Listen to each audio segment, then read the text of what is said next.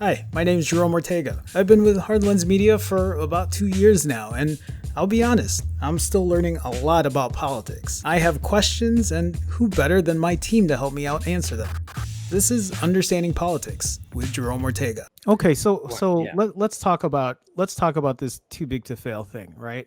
These corporations who make a ton of money, who have been around for decades, who obviously a lot of these big corporations, I mean, I can't speak for every single huge corporation out there, but I feel like a lot of them underpay their employees, right? Or Yep. they don't get the proper benefits. And so they end up having to get social help, right? Either like SNAP or whatever, kind of some kind of social assistance. So while these big corporations continue to just profit and profit and profit, and then something like this happens where then things start to crash, but I still do not understand how all of a sudden they can't survive, they can't pay their employees. How does this happen? Is it because they're taking all their, is it because they're pocketing all the profits? I mean, why Yes. does the stock market keep going up and up?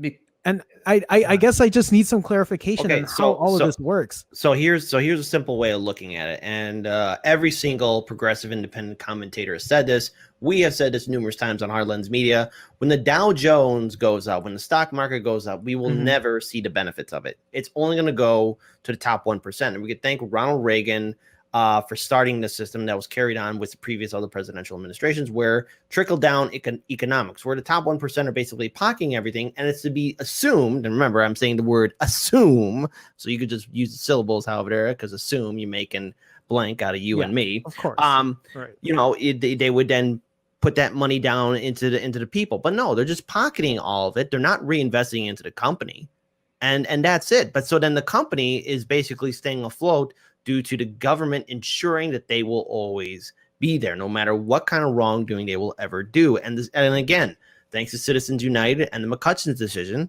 where the corporations are buying our politicians, they're all interconnected and friends, which is why basically now we have full-on oligarchy right now. We don't have a republic. We have a system of the top 1%. So it's all there. But when the system does fail, remember, Congress's number one constituents are the top 1%, and we all know what industries they're in. When they fail, we get hit with the burden because we don't have a social safety net. All that stuff, Medicare, Medicaid, student debt forgiveness, medical debt forgiveness, public infrastructure, social programs, they're non-existent. So then we get stuck with this weight of their mismanagement. That's the system we have, and it's because we So had it's politicians on the left mhm. and right that did this. They are the ones who did this, and corporate media made sure we had the blinders on, and thus we, the people, were also blindsided as well. Right. Yeah, again, this is just what Too Big to Fail is, what it does, and what it represents. It's like a step-by-step process, and we just got to the Too Big to Fail portion. And now, I think let's get to your original question. Why did corporations start failing when they were like 2 weeks of lower than normal profits? Yeah. Well, because they used to have a lot of cash. Usually corporations have billions of dollars of cash. And again, not all corporations did what I'm about to describe, and those corporations are doing just fine because now they have a bunch of cash to buy up a lot of what will fall through the cracks. Yeah. But they had a lot of cash. Trump did the tax cut, which made it cheaper for companies to then buy back all their stock, which takes the cash that they had, buys back their own stock, which increases stock price, which is what investors want to see. They want to see a good stock price. They want 3% more growth in the last 90 days than the previous 90, and they want another 3% It just going sounds like a forward. huge manipulation of the system. It doesn't Yeah, even sound like a real thing that's it happening then. it's Paul puts it a good way. It's most of the economy is people pushing around money in complicated ways to make it appear like it's increasing in value when it's just imaginary. So all they do is they buy back their own stock, increasing the value. Then all the major people cash out of the system when the stock price is so high with their now, and they of course make a ransom of money Yeah. off of that entire thing. So now here's the thing, because right now we're not even finished. We're just midway through the step. So now let me set the stage for you. We have a ton of billionaires and a number of multimillionaires, but really a ton of billionaires who are now super cash rich in where, well, everything's about to fall apart. And what happens, for example, if a house goes on auction because someone defaults? It costs a hell of a lot less to buy an auction than it would a regular normal price. So if you now are just flush with hundreds of billions of dollars in money that you just got because you liquidated all of your stocks because you did a buyback, well, you as the 1%, the billionaire class, well, you can now basically rebuy the country. And then what happens is you now rebuy it, then the government bails everything out that can't survive, which stabilizes the system, and then just repeat, and then wait for another bubble to come burst. Every time a bubble happens, here's an interesting way to think of it. Recessions aren't necessarily bad. If you have enough money and you're prepared for it, recessions are the best way you could possibly make money in your life. It's like the single greatest money event, because whereas everyone else is losing everything, losing their homes, well, you could just buy 1,000 homes and barely make a dent in your account because you have so much money. You then wait for the market to rebound. You slowly, and this, and what I'm describing isn't even what I think is going to happen. This is what happened in 2008. This is why there are more bank-owned abandoned houses than there are homeless people. It's the same exact reason. Yep. Go ahead. There's something else too that we have to look at, and that is, because people are hearing us talk a lot, and we do have to say this. There has to be a solution on how to fix all this. The one thing is that, look, we got to organize. If this is the point right now where you at home have to step up and be involved in your community. That means talking to your neighbors, talking to people in other different communities, because we are all going to be in this together. And these politicians, they're going to get away with whatever they want right now because, remember, they got the support of the top 1%. So we need to basically get involved in knowing the rules and regulations of our electoral systems in our various states.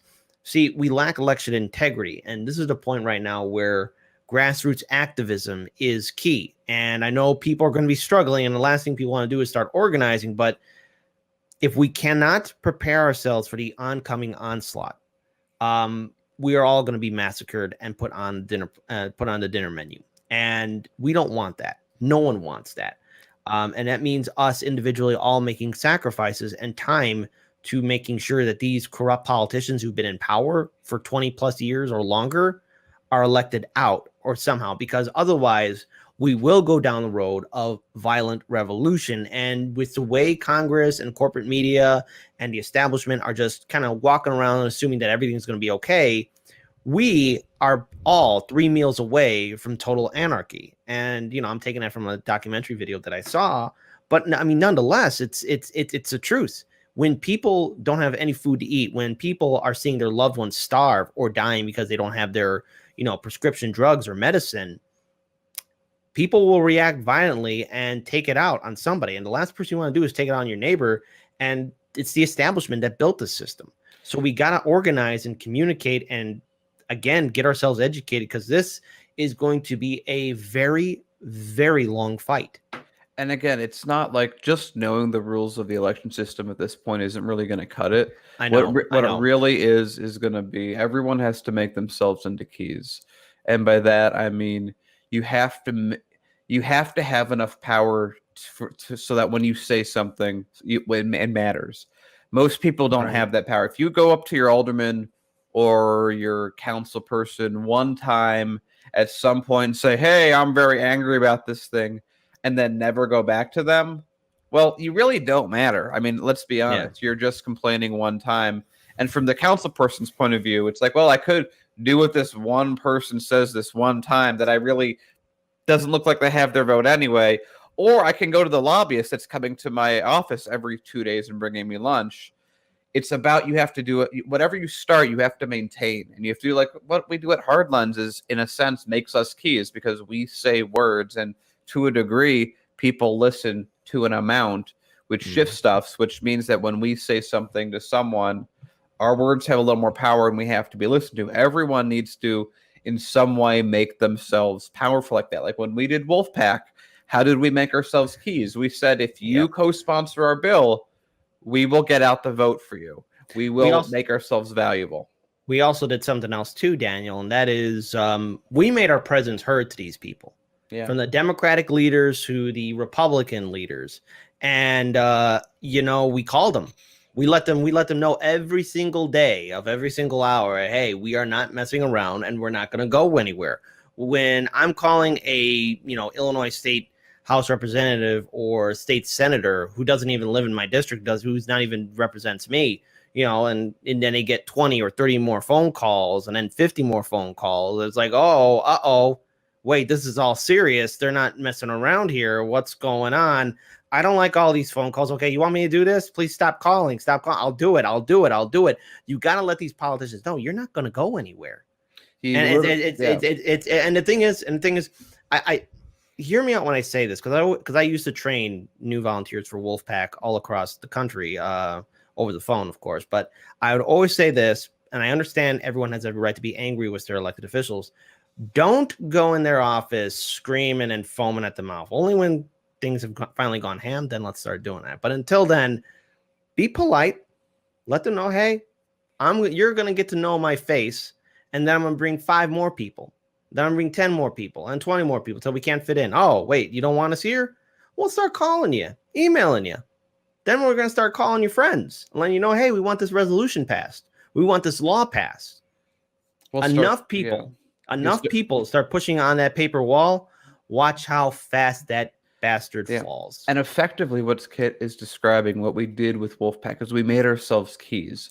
What keys really mean is, if you're a representative, you balance keys. That's basically your job in any position of power, is key balancing. What does that mean? That means, well, if I take this action, what do all the people that matter going to do about it? How are they going to react? If it's an action that more than half, because we live in a system where first past the post, if you get 50% plus 1, you win. So if you're an elected official, the most important thing you have to do is get reelected. And so if you take an action that pisses off 70% of the voters in a way that they will never trust you again, you've just lost re-election. So what are you going to do? You're not going to make that move. So if you keep pestering, you get enough people in, you get enough constituents, because you can call from outside a district, but they really don't care unless it's someone in the district, which is why, on top of calling into them from outside the district, you get people from in the district to call to them. And so then if you have a bunch of people every single day doing that, you're making their life impractical. You're making them worried that this is going to spread and that they're going to start talking to people, and then you're going to lose votes. And maybe you had a close election last time, and you really can't handle a big group of people talking bad about you at this critical time. So you can't make people good people. And to Kit's point, you don't want to make enemies. What you want to do is be powerful. You want to be a key. You want to, that's what I was talking about all throughout the primary, is you win by already winning. You win by winning. You don't win by doing anything else. It's like, that's why I talk about it in terms of warfare, because it's really easy to understand when you're thinking about it in terms of soldiers. That's what bigger army diplomacy means. It means I have more people, and those people have overall more strength than you do, or this other person I'm fighting. Because if you're a politician and you have 2 keys you have to pick from, you're going to want to pick the one that's stronger, that keeps you in office. Mm-hmm. And that's what effectively we have to do in practice, is make politicians change their mind, because we change the math of the decision they have to make. That's the only way any of this changes in the long term. And some of that's going to be people running for office. But other times, when you can't get rid of the person in because they're too entrenched, you may have to take years to get them de-entrenched and to hurt their public image enough, or to expose who they are. And in the meantime, you can, again, the way they balance is, I'm going to take money from here, I'm going to take money from here. Well, what if you start going to businesses and saying, hey, I know you take money you give money to this politician. If you don't stop doing that, I'm going to organize a boycott against your business, unless you tell that person you want this bill passed, because that business is effectively a key of that politician. In a lot of ways, I know this is sort of off the point that we originally made, but it's the solution to the point and the question you asked in the long term. Because again, right now, the key structure is completely bent towards corporations. completely, utterly, fully, extensively done. The laws are written that benefit them. Every single part of it benefits them. However, politicians still need 50+1 to a vote. And they can do shenanigans. They can affect the election results. They can tilt it 5%. They really can't do it too much more than that in most instances, especially when people are looking, people are checking. But in the end, that's in the way I'm describing, it's how political change is made. And right now, we have a system what the people are also responsible for because they have abandoned politics for good reason, but I understand. But it's irrelevant. It's the only way we win is by winning, and the only way we win is by people having a stronger set of keys than corporations.